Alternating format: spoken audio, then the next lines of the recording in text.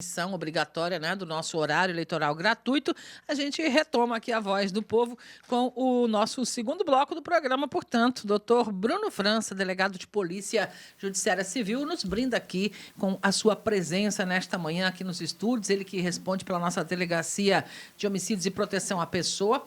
Depois de um bom tempo de sossego, aí algumas situações, né, doutor, voltaram a ser registradas. Seja bem-vindo para falar com a gente. Bom dia.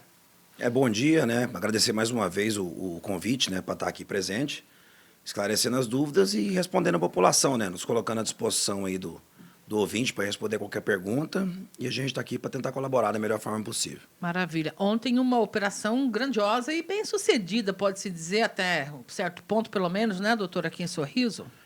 Né? Ontem a gente desencadeou uma pequena operação para realizar a prisão de alguns elementos, né, que a gente identificava que exerciam a função de executores de uma facção criminosa aqui local. Né? A gente deu cumprimento a 4 mandados de prisão, né? Um dos alvos está foragido, a gente não conseguiu prender. 2 foram presos, né? Acabaram até confessando alguns crimes que eram investigados. E, infelizmente, um rapaz acabou entrando em confronto com os colegas da Gerência de Operações Especiais e acabou morrendo. Né? Eu sempre digo que é o fracasso da operação quando isso acontece, né? Que a gente perde principalmente a informação, né, que é o mais importante para a Polícia Civil. Uhum. Mas, do ponto de vista da segurança pública, foi proveitosa e pode dizer que foi um sucesso a operação de ontem. Não é uma situação que se encerra por si, as investigações sempre têm continuidade até com essas prisões efetuadas aí.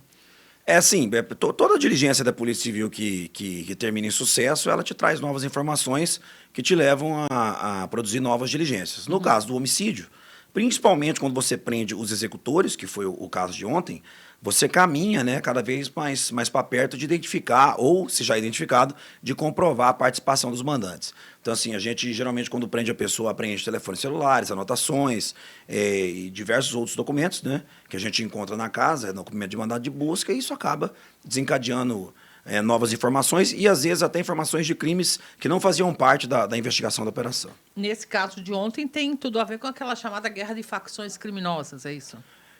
O que acontece, né? As facções criminosas, elas geralmente montam grupos fixos que cometem esses homicídios, né? Apesar de ter uma quantidade muito grande de criminosos, não é todo criminoso que tem o perfil de ser um matador a mando, né? Um matador de encomenda. Então, o trabalho da Polícia Civil e da Polícia Militar é identificando e prendendo essas pessoas. A gente passou por um tempo de calmaria e foi surpreendido com 2 homicídios, né? No começo do mês de agosto, após 45 dias de total paz aqui na cidade. Sim. Nós identificamos, né, quem estava envolvido nesses crimes, havia uma identidade de agentes, né, de um núcleo. Na sexta-feira, nós tentamos prender um deles, né, que morreu em confronto com a Polícia Civil, e ontem a gente deflagrou o resto da operação, todos com mandado de prisão expedidos pelo Poder Judiciário. E aí que foi o segundo óbito, então, no caso, né? Doutor, além desta situação, tem a Operação Recovery com algumas condenações recentes e muitos anos de condenação, pelo que a gente viu aí nas notícias, né? É positivo isso? Sim. No começo de 2023, né, a gente sentou e traçou um plano para combater esse problema das facções criminosas aqui na cidade de Sorriso, né? Nós identificamos que a raiz do problema dos homicídios era o tráfico de drogas. E então nós montamos a Operação Recovery, que teve 4 fases, né? Hoje ela já terminou, né? Teve a fase 1, 2, 3 e 4. E a primeira fase da Recovery ela foi deflagrada no dia 31 de março de 2023. Na época a gente cumpriu 34 mandados de prisão e mais algumas buscas, né? Todas por tráfico de drogas e lavagem de dinheiro. Como o processo era muito grande, né? Aí existiam 43 alvos. Esse processo foi dividido em 3, né, para poder ser conduzido dentro do Poder Judiciário de uma forma mais tranquila. E a primeira perna desse processo foi sentenciada, né, as outras 2 ainda estão em fase de julgamento. E nesse primeiro pedaço, né, pode-se dizer assim, desse processo, tinha 19 réus, né, por tráfico de drogas, associação para tráfico e lavagem de dinheiro, e a Polícia Civil conseguiu a condenação dos 19. Né, então isso é satisfatório, né, mostra que o trabalho foi bem feito do ponto de vista de acervo probatório. E as penas variam entre 9 e 16 anos de prisão para cada criminoso, né? Cada um tem a sua pena individualizada, somando aí mais de 200 anos de prisão dessa primeira parte da operação. Para vocês, talvez uma garantia de, pelo menos por esse período, eles não estarão de volta aí às ruas e dando continuidade a crimes, né, doutor? Porque o réu que está preso, né, um dos motivos que o coloca em liberdade é não ser julgado, né, é ser mantido de forma provisória preso. Como agora eles são condenados, né, em que pese não haver trânsito em julgado até que se julgue os recursos, esse argumento cai. Então, se as pessoas que respondem processo preso e são condenadas a penas altas, elas dificilmente saem da prisão agora antes de cumprir efetivamente, pelo menos a parte da progressão, né, de sua pena. Então, são todos criminosos perigosos, traficantes, homicidas, e são pessoas que estão retiradas, né? A Polícia Civil conseguiu o resultado que busca com o seu trabalho, que é retirar o criminoso da sociedade de forma permanente. Não permanente de forma perpétua, mas permanente de forma duradoura, para estabelecer mesmo a paz social, que é o que a gente busca com a segurança pública. Dessa recovery são aguardadas ainda outras condenações? Diversas. Essa é a primeira parte da Recovery 1, ainda tem mais duas, né? Perfeito. Na Recovery 3, por exemplo, só de homicídio foram cumpridos 56 mandados de prisão. Na Recovery 4 foram cumpridos 90 mandados de prisão por tráfico de drogas. Nós não conseguimos cumprir os 90 porque alguns criminosos Sim. nós não sabemos onde estão. Mas eles estão com mandado de prisão em aberto, são foragidos. Aí eles né? não conseguem agir, pelo menos com tanta liberdade também. Exatamente. Como mandado, né? Aí ele tem que se manter numa obscuridade completa, né? Porque se encontrado vai ser recolhido ao cárcere. Estão sendo aguardadas, então, a Justiça continua aí com essa análise de provas para essas condenações, né? Essas operações, né, quando elas acontecem, geralmente o acervo probatório é muito grande, porque você precisa convencer o Poder Judiciário do que você está falando. Então, já existe um acervo probatório sólido, suficiente, para você convencer um juiz a pegar uma pessoa que está na casa dela e colocar ela dentro de uma cadeia. Então, geralmente, essas operações, a não ser que ocorra algum tipo de nulidade grave na base da investigação, elas terminam, né, com penas altas e com condenações em massa mesmo, porque o trabalho da Polícia Civil, quando desenvolvido de forma correta, ele traz esse tipo de resultado. O senhor vendo isso hoje, quando a gente estava lá no começo, né, logo que o senhor veio para Sorriso, por exemplo, a situação era bem complicada e dava uma impressão assim de que não ia melhorar. Agora já dá para dizer que melhorou bastante, né, doutor? Não, a situação de Sorriso, do ponto de vista de homicídios, ela melhorou de forma abrupta e brusca, né? O problema é o histórico, né? Todas as vezes, não tem como, numa cidade com mais de 100 mil habitantes, você viver sem ter homicídio. Né? O que eu sempre disse várias vezes aqui, é que o número de homicídios não era aceitável, mas o homicídio sempre ocorreria. Sim. Já há algum tempo, já há alguns meses, os números de homicídios de Sorriso, eles são normais. Aceitáveis. Normais, inclusive abaixo do normal. Né? Todavia, todas as vezes que morre uma pessoa, todo esse passado sangrento é retornado. As notícias trazem de que é a cidade das facções e tudo Sim. mais. Só que a gente analisa que de junho para cá, se eu não me engano, o Sorriso só teve 2 homicídios ligados à facção criminosa. Foi o do Márcio Quevedo e o da outra vítima que morreu no dia seguinte. Né? Nós tivemos uma coisa que não é comum, né? Alguns homicídios que não são vinculados à facção. Tivemos um homicídio vinculado a uma briga de família ocasionada por violência doméstica. E na semana passada de um senhor, que nós ainda não conseguimos entender a motivação, mas está descartado completamente a possibilidade de se tratar de guerra de facção. Então, o que acontece? Vai demorar um tempo para a gente se curar essa ferida. Porque os anos de 2022, 2023 e o primeiro semestre de 2024, eles foram terríveis do ponto de vista do número de homicídios em Sorriso. Sim. As coisas melhoraram, né? A gente sabe que o problema não está resolvido, a gente não tem como garantir que esses números não aumentem a curto prazo, mas a gente tem certeza que a médio e longo prazo esse problema vai ser resolvido. E aqui contando com a presença do delegado doutor Bruno França sobre essas situações de operações, o tráfico, as guerras de facções, enfim. Nessa operação de ontem, doutor, a gente acompanhou aí com as nossas equipes de reportagem, várias cestas básicas mais uma vez foram apreendidas. Como é que a autoridade policial percebe essa situação e o que seria importante dizer para a nossa comunidade sobre isso, doutor? Toda organização criminosa, né, tanto as atuais quanto do ponto de vista histórico, ela tenta substituir o Estado. Né? Nós vemos, por exemplo, no Rio de Janeiro, isso é muito claro, né, naquelas comunidades, nos morros, o Estado é completamente ausente e as normas não escritas são ditadas pelo crime que comanda o local. Então, uma das vertentes, né, pelo crime organizado é o assistencialismo, né? Então eles compram cestas básicas, né, para distribuir primeiro para a família de integrantes da organização que estão presos, né, para dar o auxílio para a família, já que eles trabalharam tanto para a organização criminosa. A organização ajuda a sustentar a família deles quando eles estão na cadeia, quanto para pessoas que não integram a organização criminosa, mas servem de olheiros para a organização, para noticiar a movimentação da polícia, ou até mesmo simplesmente para ganhar a admiração da organização criminosa e trazer a tão sonhada legitimidade que eles buscam sobre um determinado território. Né? Se os habitantes de um determinado território, de um determinado bairro, eles te aceitam e te admiram, você exerce o controle que você tanto quer exercer. A Polícia Civil prende em flagrante essas pessoas por organização criminosa. Você possuir cesta básica não é crime. Todavia, quando você integra uma organização criminosa e trabalha para ela, independente da ação sua ser ilícita ou não, o mero fato de você trabalhar em prol de uma organização que visa o cometimento de crimes já consuma o crime de integrar a organização criminosa. Guardar essa cesta para eles distribuírem, são presos sendo criminoso. E respondem processos por integrar a organização criminosa.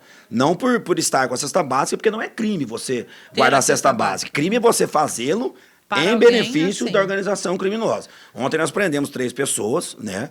Nós encontramos um depósito de cesta básica em que as paredes do local eram pintadas com alusão à facção criminosa e o Dr. Paulo estava de plantão, ele imediatamente determinou a doação, a gente doa para instituições de caridade e junta o recibo de doação no processo, né? Geralmente para entidades que apoiam ou crianças ou idosos, ou essas entidades educacionais filantrópicas. A gente tem lá uma lista de pessoal, inclusive se você faz algum tipo de trabalho filantrópico e quiser deixar seus dados na delegacia, a gente tem a listinha de que a gente procura para doar quando apreende essas cestas, que geralmente são cestas, elas vêm juntas, é uma cesta de alimento e uma de limpeza. Exato.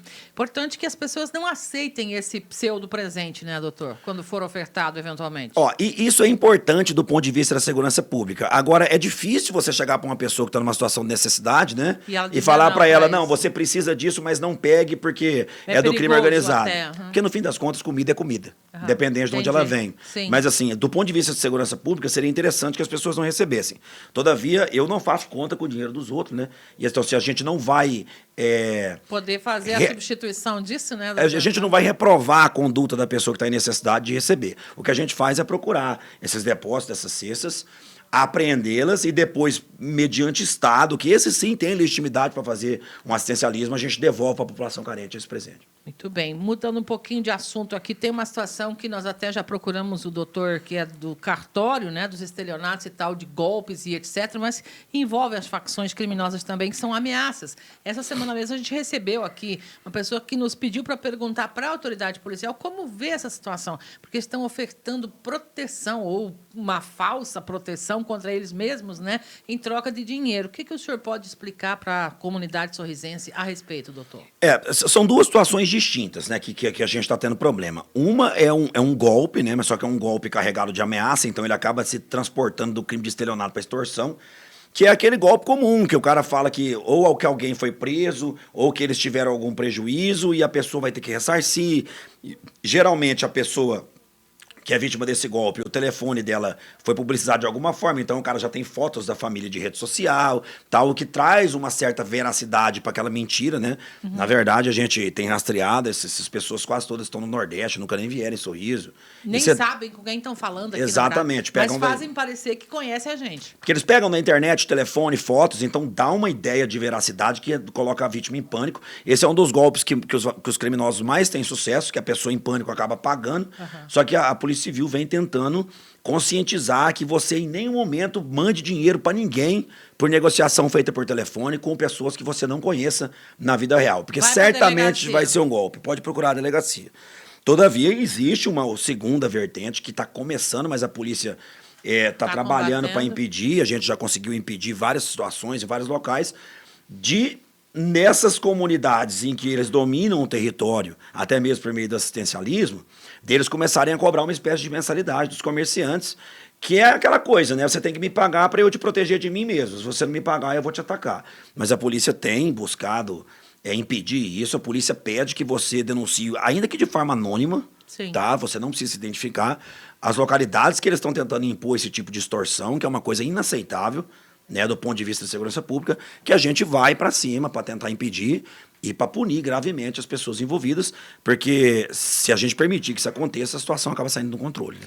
Recordando agora, ontem a gente conversou aqui com Defesa Civil e o Bombeiro, uma outra situação chegou de ouvintes para nós durante essa entrevista, que era sobre incêndios criminosos, de pessoas dizendo que é gente ligada à facção criminosa que está botando fogo em lote também. E aí ficam com medo mesmo, sabendo quem é, de denunciar por causa disso. O anonimato realmente dá segurança para a pessoa, doutor? Na verdade, a pessoa tem que entender que não é que a polícia protege seu anonimato, nem a polícia sabe quem é você.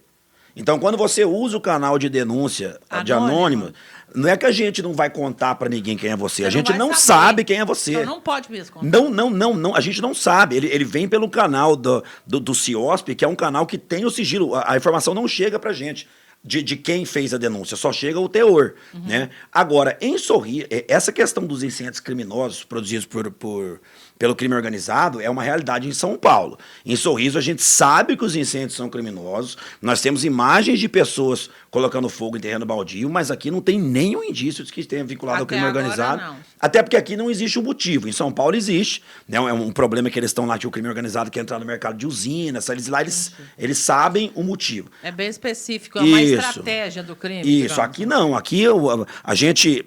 Cada uma dessas queimadas, a pessoa que queimou vai ter o seu motivo. Um é para limpar o terreno, o outro é para fazer não sei o quê, mas as coisas saem do controle. Né? O cartório do Dr. João Vani, que toma conta dessa pauta lá na delegacia, nós até tentamos prender um rapaz esses tempos que tinha colocado fogo, mas a gente acabou descobrindo que ele clonou a placa da moto. Então quase que a gente prendeu a pessoa, quase não, né? A gente abordou a pessoa com a moto, com a placa que tinha sido usada, mas a gente descobriu que estava uma placa em duplicidade. Então a gente acabou não prendendo, a pessoa era inocente, mas o Dr. Vani que está investigando. Primeiro, o motivo, né? Porque não faz muito sentido, né? A não ser a limpeza. Esse tempo que está menos de 20% de umidade relativa. Né? Semana passada a gente realizou a prisão de um cidadão que estava queimando restos de entulho de material de construção, porque a pessoa ela faz a queimada pensando no problema dela, mas ela esquece que a consequência daquilo é uma consequência coletiva, né? Sim. Que é a questão, primeiro, de espalhar o incêndio, porque várias vezes ele sai do controle e acaba queimando o local que você não queria que queimasse. Segundo, pela questão de saúde, de poluição.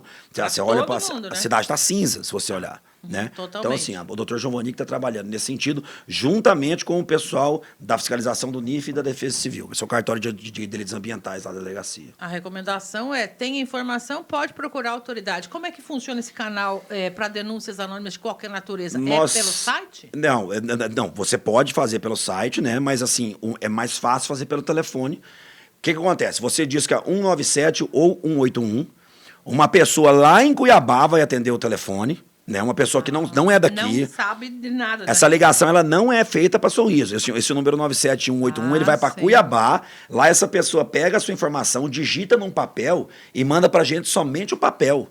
Então, assim, a gente não faz a menor ideia de onde veio. Porque lá em Cuiabá existe esse filtro de sigilo.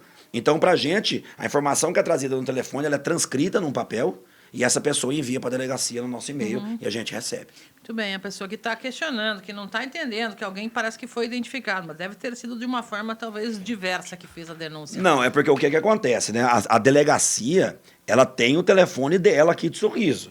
Esse telefone, ele tem BINA, se você ligar lá, vai aparecer que você ligou. De volta pra pessoa. Exatamente. Agora, se você discar 197 ou 181, essa ligação vai para Cuiabá, ela não vem para a delegacia. 197 ou 181, então é o ideal para fazer qualquer denúncia anônima. Isso, 197 e 181 são os dois telefones funcionais da Polícia Civil, né? Telefones gerais, qualquer cidade de Mato. Por isso que em qualquer cidade de Mato Grosso que você ligar 197, vai cair na Polícia Civil. Independente de ser Sorriso ou não. Por quê? Porque a ligação é feita para Cuiabá. Então é o mesmo terminal que atende o estado inteiro. E lá eles vão perguntar, sua denúncia desse crime está acontecendo em que cidade? Aí fala Sorriso. Aí eles mandam o escrito para a delegacia de Sorriso. Então se alguém fez alguma denúncia algum dia para a Polícia Civil e foi identificado é porque não usou esse canal correto, que é 197 ou 181. Muito bem, é importante esclarecer isso para que as pessoas se sintam tranquilas e contribuam, né? Porque o senhor disse que o maior patrimônio da investigação para vocês é a informação mesmo, né? A coisa mais importante que existe para a Polícia Civil é a informação.